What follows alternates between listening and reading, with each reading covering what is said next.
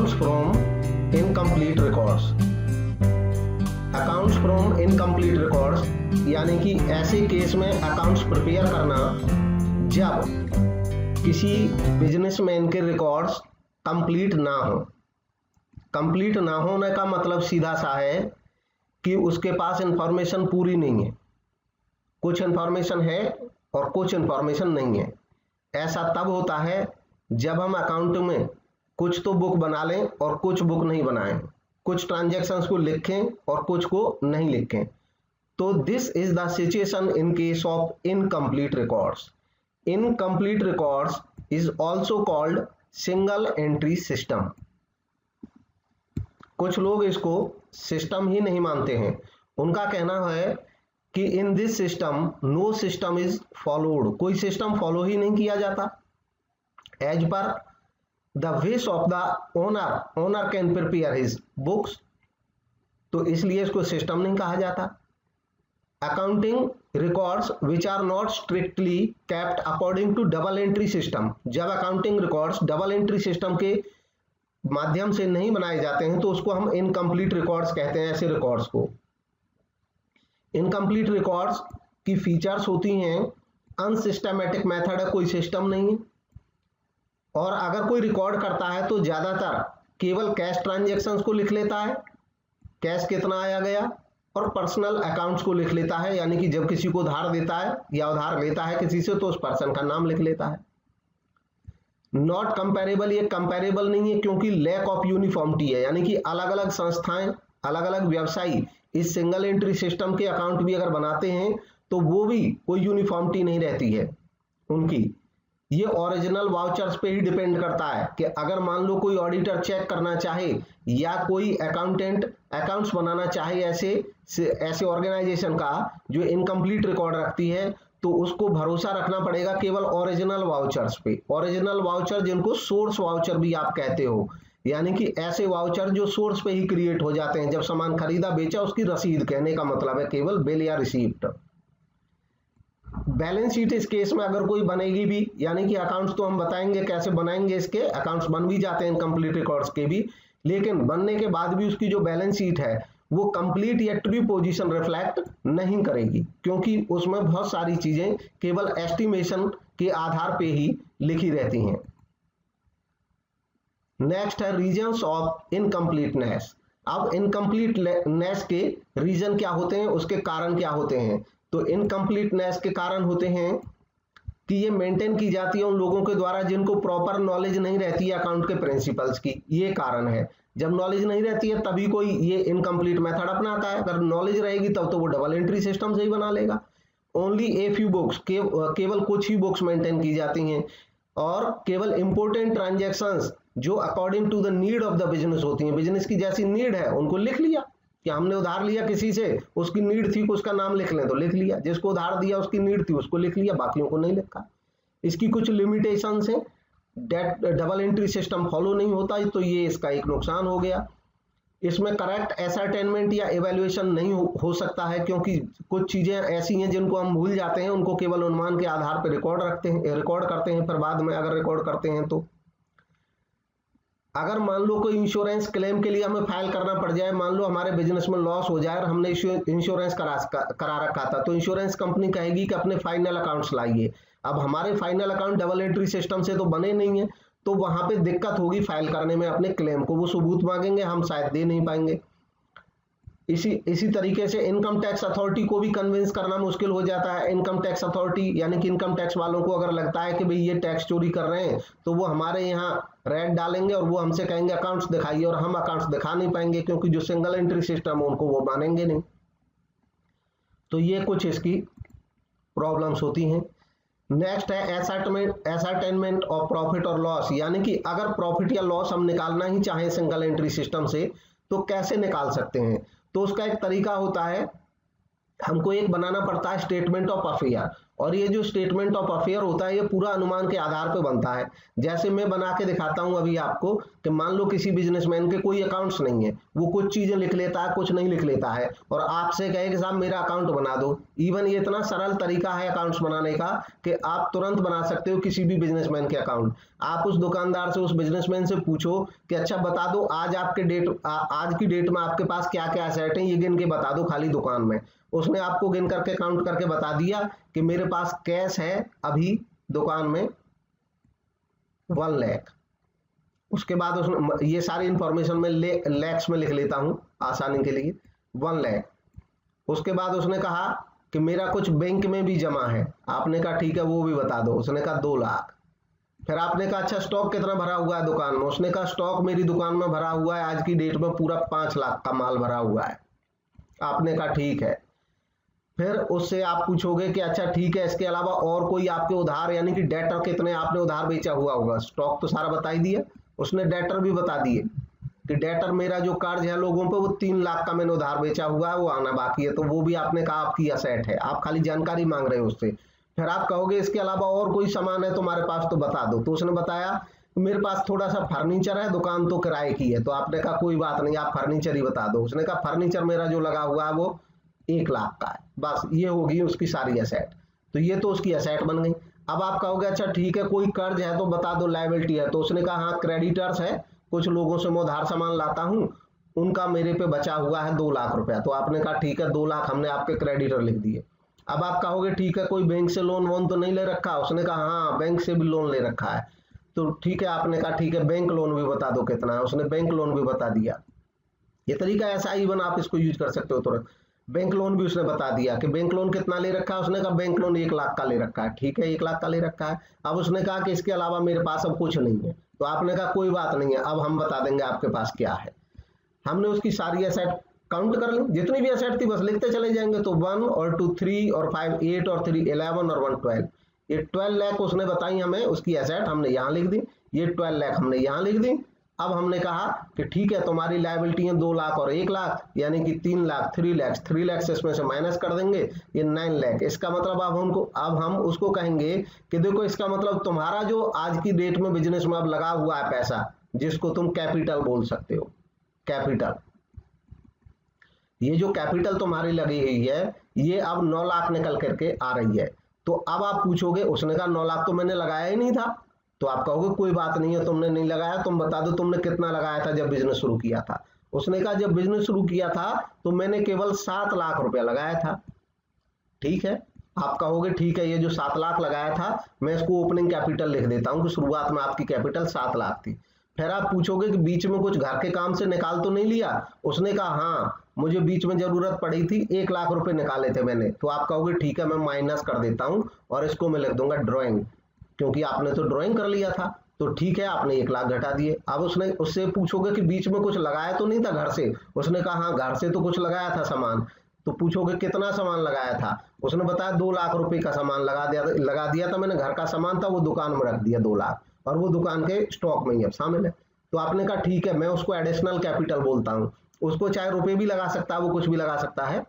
तो ये तो ड्रॉइंग से निकाल दिए आपने। ओपनिंग कैपिटल उसने 7 लाख लगाई थी, आपने कहा 1 लाख आपने निकाल लिए, तो बस आपके 6 रह गए, 6 लाख रह गए। फिर उसके बाद ये रफ कैलकुलेशन कर रहा हूं मैं, फिर इसको मैं उसमें भी बताऊंगा स्टेटमेंट ऑफ P&L में। इसके बाद आप कहोगे कि भाई आपने पैसा एडिशनल कितना लगाया था। उसने बता दिया कि हाँ मैंने एडिशनल पैसा लगाया था 2 लाख रुपए, 2 लाख का सामान लगाया या एडिशनल, उसको बोलते हैं एडिशनल कैपिटल। एडिशनल कैपिटल इसी लिख देता हूं मैं, एडिशनल कैपिटल। तब आप कहोगे कि देखो आपका ये 1 लाख तो हो जाएगा माइनस जो आपने निकाल लिया था। 7 लाख आपने लगाए थे साल के शुरू में, 1 लाख निकाल दिया, 6 लाख रह गए। 6 लाख में 2 आपने फिर लगा दिए, तो कुल मिलाकर के आपकी कैपिटल होनी चाहिए थी 8 लाख। उसने कहा हाँ ये तो बात सही है भाई, मेरा तो 8 लाख ही लगा अल्टीमेटली पूरे साल में। तो उसने कहा कि देखो आपका 8 लाख लगा, लेकिन आज की डेट में आपका जो निकल रहा है वो 9 लाख बन रहा है, 9 लाख। तो इसका मतलब आपने 1 लाख का प्रॉफिट अर्न कर लिया इस साल के दौरान, या जितना भी पीरियड उसको हो गया बिजनेस चलाए हुए, तो ये उसका प्रॉफिट हो गया 1 लाख रुपीज का। तो इस तरीके से प्रॉफिट निकाल सकते हैं। अब ये तो मैंने निकाल दिया सीधा सीधा बता करके, लेकिन अकाउंटेंट जब निकालते हैं तो वो स्टेटमेंट बनाते हैं। तो स्टेटमेंट बनाते हैं तो वो यहां से शुरू करते हैं क्लोजिंग कैपिटल से। इसी चीज को आप क्लोजिंग कैपिटल में रख लो, इसका उल्टा एकदम हो जाएगा। क्लोजिंग कैपिटल रह जाएगी ये क्लोजिंग कैपिटल बनाओगे, क्लोजिंग कैपिटल लिख लोगे, यहां से आ जाएगी, ये स्टेटमेंट ऑफ P&L बनाएंगे अगले पेज पे, क्लोजिंग कैपिटल आ जाएगी 9 लाख रुपए। अब इसका आप उल्टा करोगे कि ठीक है देखो 9 लाख आ रही है तुम्हारी कैपिटल, लेकिन तुमने कुछ निकाला तो नहीं था इस साल। उसने कहा हाँ निकाला था मैंने 1 लाख, तो आप कहोगे इसमें ऐड कर दोगे कि आपने जो निकाला था वो तो ड्राइंग कर लिया था, तो ये तो आपने बीच में ही निकाल लिया, अभी भी आपके 9 लाख है, तो बीच में जो निकाल लिया उसने 1 लाख, आप कहोगे कि ये जो अगर तुम नहीं निकालते तो तुम्हारी जो कैपिटल है वो 9 नहीं वो 10 लाख रहती, इसलिए जो उसने निकाल लिए थे ड्राइंग वो आपने ऐड कर दिए। फिर आप बोलोगे एडिशनल पैसा तो नहीं लगाया था, उसने बताया हाँ एडिशनल लगाया था, तो वो कहोगे अच्छा अगर नहीं लगाते तो ये 9 लाख नहीं रहते आज तुम्हारे, ये एडिशनल में निकाल देता हूं, क्योंकि वो तो तुमने लगाया ना, खर्चा है ना प्रॉफिट है, वो निकाल दिए। तो इस तरीके से एडिशनल कैपिटल माइनस कर दी। अब ये इसको बोलते हैं, बाद में जो आएगी इसको बोलते हैं एडजस्टेड कैपिटल। एडजस्टेड कैपिटल कितनी आ गई, 9 में 1 और जुड़ गया 10 लाख, 10 में से 2 गए तो ये रह गया 8 लाख। अब आप कहोगे ठीक है एडजस्टेड कैपिटल आ गई 8 लाख, अब बता दो तुमने लगाया कितना था। उसने कहा मैंने तो लगाया था साल के शुरू में 7 लाख, तो आपने कहा कि ठीक है इसको ओपनिंग कैपिटल बोलते हैं। तो इस एडजस्टेड कैपिटल में से आपने लेस कर दिया आगे, बस इसको कंटिन्यूएशन में यहाँ पे लिख दे रहा हूं मैं, जगह नहीं है क्योंकि, तो आपने कहा कि ठीक है मैं लेस कर देता हूं ओपनिंग कैपिटल, तो ओपनिंग कैपिटल आपने लेस कर दी 7 लाख, बस 8 लाख में से 7 लाख माइनस गया, तो आप प्रॉफिट बता दोगे उसको, ये आपने कमाया प्रॉफिट। बस इतना होता है तरीका, और आसानी से आप किसी भी दुकानदार का किसी का भी इससे बिजनेस, इवन अब कंपटीशन एग्जाम में ऐसा एक क्वेश्चन आता है जैसे एस्टेट में भी आया हुआ था वो निकालने का, तो इस तरीके से आप निकाल सकते थे। बाकी एग्जाम्स में भी सीधे सीधे कभी कभी आते हैं इस टाइप के, तो वो ये सब बनाने की जरूरत नहीं है, जैसे मैंने यहाँ रफ निकाला आप वैसे निकाल दोगे 1 मिनट में, ज्यादा टाइम नहीं लगाओगे, इन सबको स्टेटमेंट्स को बनाने में कोई समय लगाने की जरूरत नहीं है। इससे आगे हम बढ़ जाते हैं, ये स्टेटमेंट ऑफ P&L है जो मैंने वहां पे लिख दिया था, दरअसल इसमें लिखा जाता है स्टेटमेंट ऑफ P&L में क्लोजिंग कैपिटल लिख देंगे, यहाँ पे ऐड कर देंगे ड्राइंग, लेस कर देंगे एडिशनल कैपिटल जैसे अभी किया था, आ जाएगी एडजस्टेड कैपिटल, फिर लेस कर दोगे ओपनिंग कैपिटल, अगर लेस हो जाए तो आ जाएगा प्रॉफिट, और मान लो अगर ओपनिंग कैपिटल ही ज्यादा थी तो लॉस आ जाएगा। बस ये है सिंगल एंट्री सिस्टम मेजर, बाकी कुछ चीजें होती हैं तो वो आती नहीं है, एग्जाम लायक इतना ही इसका महत्वपूर्ण है। अब अगला टॉपिक है हमारा applications of computers in accounting. Computer से रिलेटेड कुछ क्वेश्चंस आजकल पूछे जाते हैं एग्जाम्स में, तो कॉमन चीजें जो हैं मैं उनको खाली यहाँ पे डिस्कस करूंगा जिनको पूछने की ज्यादा संभावना रहती है। इनको हम देख लेते हैं। सबसे पहले meaning and elements of computer system, इसको आप पढ़ लोगे अपने आप। कंप्यूटर एक इलेक्ट्रॉनिक डिवाइस होता है जो कैपेबल होता है कि ये वैरायटी ऑफ ऑपरेशंस यानी कि डिफरेंट टाइप की ऑपरेशंस को ये कर सकता है, और directed by A set of instruction. एक इंस्ट्रक्शन का कंप्यूटर काम कैसे करता है, वो तो मशीन है, तो उस मशीन को हम पहले एक इंस्ट्रक्शंस का एक सेट बनाते हैं, इंस्ट्रक्शंस का एक सेट बना देते हैं, और उस सेट को हम फीड कर देते हैं कंप्यूटर में, उस सेट को हम फीड कर देते हैं, बस उसी फीड किए हुए सेट के जो इंफॉर्मेशन हमने सेट कर दी है कंप्यूटर में उनके हिसाब से वो काम करता रहता है। तो ये जो सेट ऑफ इंस्ट्रक्शन कहलाता है, जो इंस्ट्रक्शन का सेट, ये दरअसल कंप्यूटर प्रोग्रामर जो होते हैं वो इंस्ट्रक्शंस को कोडिफाई करते हैं और कोड करके वो इंफॉर्मेशन को कंप्यूटर में डाल देते हैं। हमारी जो भाषा है वो मेन लैंग्वेज है, और वो मेन लैंग्वेज को बदल देते हैं मशीन लैंग्वेज में। मशीन लैंग्वेज को मशीन समझती है, जैसे हम मेन लैंग्वेज को समझते हैं, मशीन कंप्यूटर मशीन है वो मशीन लैंग्वेज को समझती है। तो मशीन लैंग्वेज होती है C++ वगैरह, फोक्स प्रो, बेसिक, तो उन सब लैंग्वेजेस में कोडिफाई करता है प्रोग्रामर, और जो सेट ऑफ इंस्ट्रक्शन होता है उसको बोल देते हैं कंप्यूटर प्रोग्राम। इसके बाद है कंप्यूटर सिस्टम। कॉम्बिनेशन होता है 6 एलिमेंट्स का, बहुत सारे एलिमेंट्स होते हैं, यहाँ पे 6 लिखे हैं, बस हम मेजर को जो डिस्कस करते चलेंगे। सबसे पहले होता है हार्डवेयर, और इसमें पहले पीछे कुछ नहीं है, मैंने बोल दिया खाली, इसको किसी सीक्वेंस से मत जोड़ देना, कोई पहले आगे नहीं होता है। हार्डवेयर का मतलब हो गया जो फिजिकल कंपोनेंट रहते हैं, जैसे कीबोर्ड है, माउस है, मॉनिटर है, प्रोसेसर है, जो चीज हमको दिखाई देती है, जिन इंस्ट्रूमेंट को हम निकाल सकते हैं और लगा सकते हैं, वो हार्डवेयर रहता है। सॉफ्टवेयर वो रहता है जो हमको दिखाई नहीं देता, सॉफ्ट में रहता है, सॉफ्ट कॉपी रहती है, वो हमको दिखाई नहीं देता लेकिन वो फंक्शन करता है, काम करता है। जैसे सेट ऑफ प्रोग्राम्स जो होता है वो सॉफ्टवेयर होता है, जो इंस्ट्रक्शन का जो सेट होता है वो एक प्रोग्राम होता है, और कई सारे प्रोग्राम डाले जाते हैं कंप्यूटर में, क्योंकि एक प्रोग्राम से काम नहीं करेगा, मतलब खाली एक इंफॉर्मेशन का सेट नहीं रहता है। आपके पास जो कंप्यूटर रहता है उसमें डिफरेंट सेट होते हैं प्रोग्राम्स के, तो जो डिफरेंट सेट्स होते हैं उन सबको सॉफ्टवेयर कहते हैं।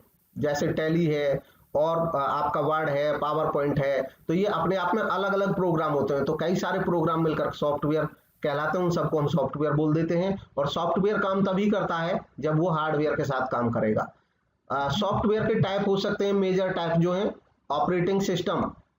ऑपरेटिंग सिस्टम जो होता है जैसे DOS disk operating system, office, ये जो विंडो ऑपरेटिंग सिस्टम है, यानी कि जिनके बिना हम ऑपरेट नहीं कर सकते हैं सिस्टम को। यूटिलिटी प्रोग्राम्स जो हमारी यूटिलिटी में मदद करते हैं, जैसे MS word, MS power point. Application software जो किसी खास एप्लीकेशन के लिए बनाए जाते हैं, जैसे अकाउंटिंग के लिए टैली बना दिया।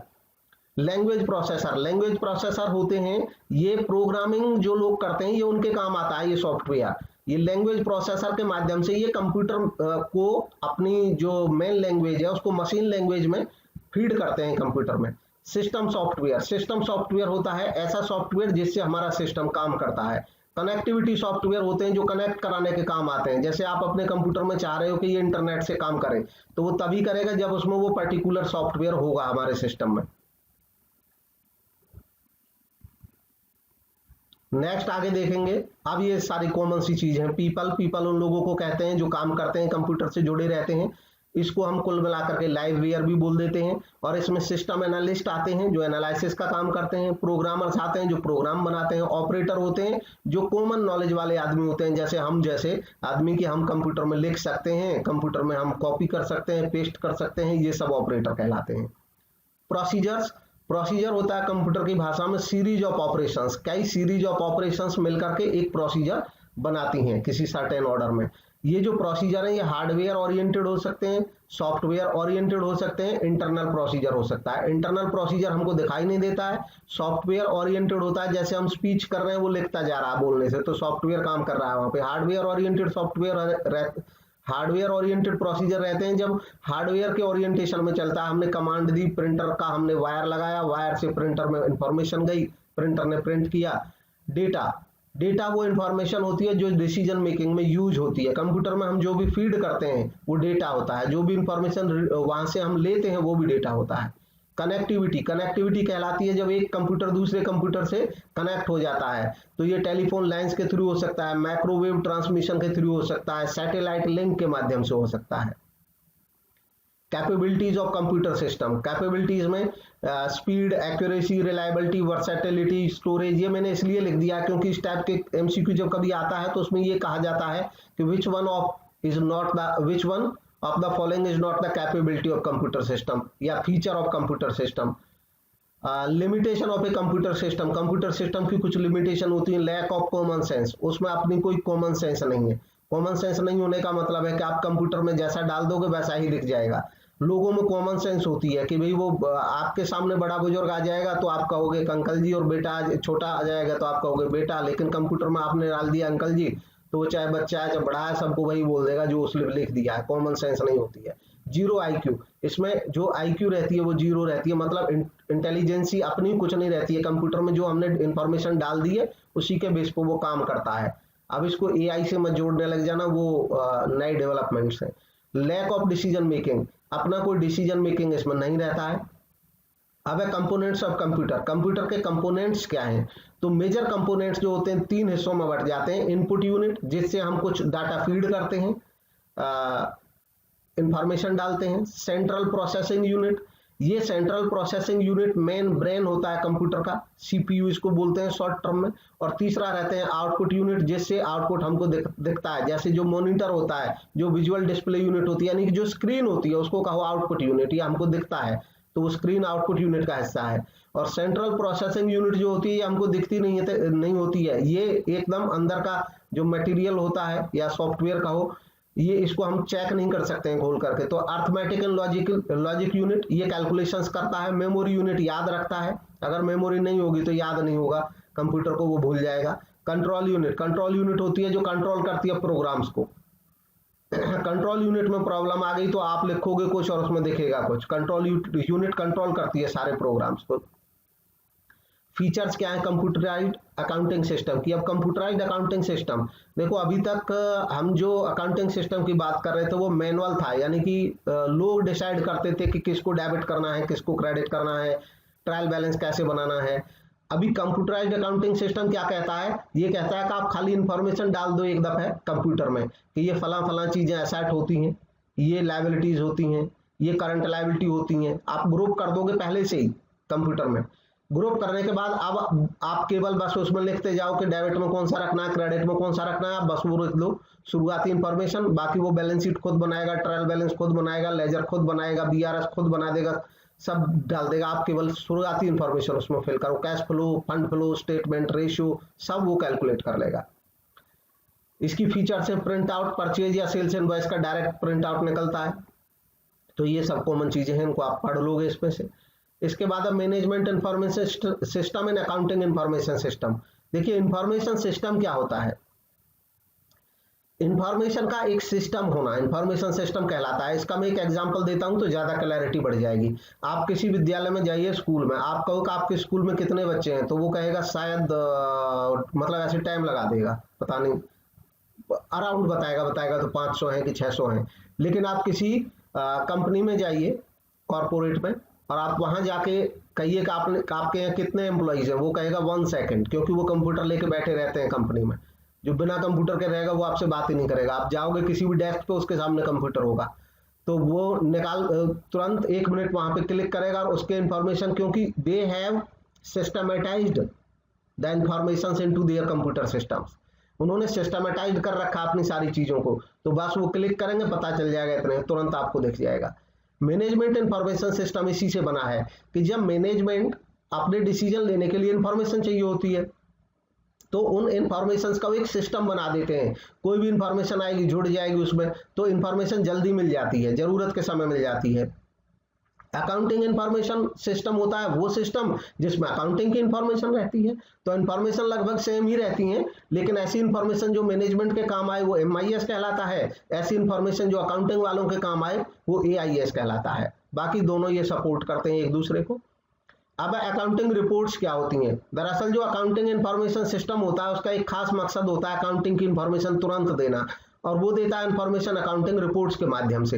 रिपोर्ट उन सारी इंफॉर्मेशन को, रिपोर्ट उस पर्टिकुलर एक आइटम को कहा जाता है, पेपर को कहा जाता है, जिसमें अकाउंटिंग की कोई जानकारी रहती है और हम उसको प्रोवाइड करा देते हैं। इसमें डिफरेंट टाइप की रिपोर्ट्स रह सकती हैं अकाउंटिंग की, जैसे डेटर्स रिपोर्ट दे दी, क्रेडिटर्स रिपोर्ट दे दी।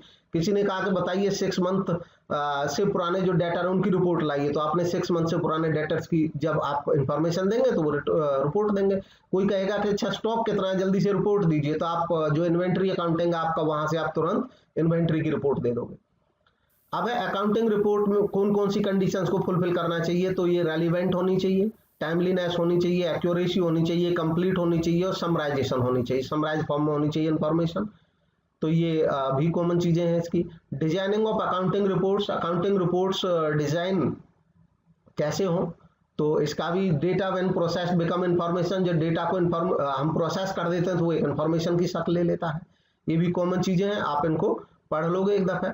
इसके बाद है MIS report may be of following reports. जो MIS रिपोर्ट होती है, मैनेजमेंट इंफॉर्मेशन सिस्टम से रिलेटेड जो रिपोर्ट कही जाती है वो ये होती है इस टाइप की समरी रिपोर्ट। मैनेजमेंट मांगेगा कि समराइज फॉर्म दे दो हमको, डिमांड रिपोर्ट्स के डिमांड, आपकी जो डिमांड्स है दे दो, जो भी मटेरियल्स आपको मंगाना है डिमांड की रिपोर्ट दे दो। कस्टमर या सप्लायर की रिपोर्ट दे दो, कस्टमर पे कितना है, सप्लायर का कितना है आप पे। और इसके अलावा और भी कोई रिपोर्ट्स होंगी, ये पता नहीं चल रहा मुझे कौन सी रिपोर्ट है। तो रेस्पॉन्सिबिलिटी रिपोर्ट्स, रेस्पॉन्सिबिलिटी यानी कि अलग अलग डिपार्टमेंट की हेड्स की अपनी अपनी रिस्पॉन्सिबिलिटी होती है, तो हम उनसे मांगते हैं कि बताओ साहब आपने कितना वर्कआउट किया, उसकी रिपोर्ट दे दो। इसके बाद है अकाउंटिंग सॉफ्टवेयर। तो अकाउंटिंग पर्पज के जो सॉफ्टवेयर हैं उनमें मेजर सॉफ्टवेयर हैं says, wings 2000, best books, cash manager, space. इसके अलावा जो टैली है, ERP है, ये भी है और बहुत से हैं, ये मेजर हैं। अकाउंटिंग पैकेजेस, अकाउंटिंग पैकेज क्या होते हैं? अब ये होते हैं रेडी टू यूज, 3 तरीके के हो सकते हैं, मतलब अकाउंटिंग पैकेज सॉफ्टवेयर ही होते हैं। अकाउंटिंग पैकेज वो 3 तरह के हो सकते हैं, रेडी टू यूज हो सकते हैं, कस्टमाइज हो सकते हैं और टेलर्ड हो सकते हैं। रेडी टू यूज होते हैं ऐसे जिनको आप बस मार्केट से सीडी खरीद लो, नहीं तो अब तो बिना सीडी के भी आप मंगा लोगे ऑनलाइन ऑर्डर करके और अपने कंप्यूटर में उसको फीड कर लो और बस काम करने लग जाओ। ये जो होते हैं रेडी टू यूज, ये ऐसे सॉफ्टवेयर होते हैं जो छोटे बिजनेसमैन के लिए कोई संस्था पहले से ही बना देती है, और जो छोटे बिजनेसमैन होते हैं उनकी नीड भी कॉमन टाइप की रहती है, इसलिए उनकी सारी नीड इस सॉफ्टवेयर से पूरी हो जाती हैं।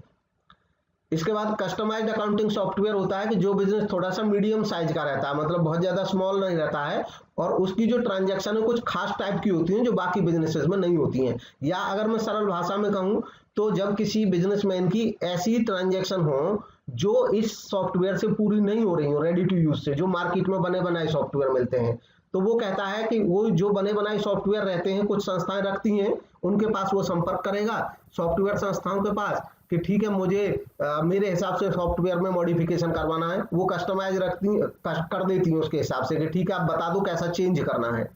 और टेलर्ड, जैसा कि टेलर के पास हम जाते हैं तो एकदम नए सिरे से हम बनवा सकते हैं अपनी मर्जी का, तो टेलर्ड अकाउंटिंग सॉफ्टवेयर वो सॉफ्टवेयर होते हैं जो एकदम बड़ी संस्थाएं होती हैं और वो सेफ्टी की वजह से, सिक्योरिटी की वजह से बिल्कुल भी वैसे सॉफ्टवेयर को यूज नहीं करती हैं जो पहले से बने हुए हैं। तो किसी कंपनी को जिस पे उन्हें विश्वास होता है, यकीन होता है, अच्छी क्रेडिट वाली सॉफ्टवेयर कंपनी से वो बनवाते हैं टेलर्ड अकाउंटिंग सॉफ्टवेयर, स्वयं लिख कर देते हैं कि ऐसे ऐसे बनाना है आपको, ये हमारी रिक्वायरमेंट है, तो ये टेलर्ड अकाउंटिंग सॉफ्टवेयर होते हैं। तो ये